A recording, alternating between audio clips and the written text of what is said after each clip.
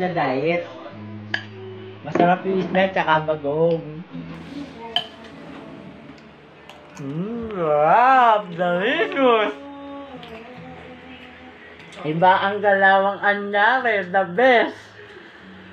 At Villano family is a kalam, you know?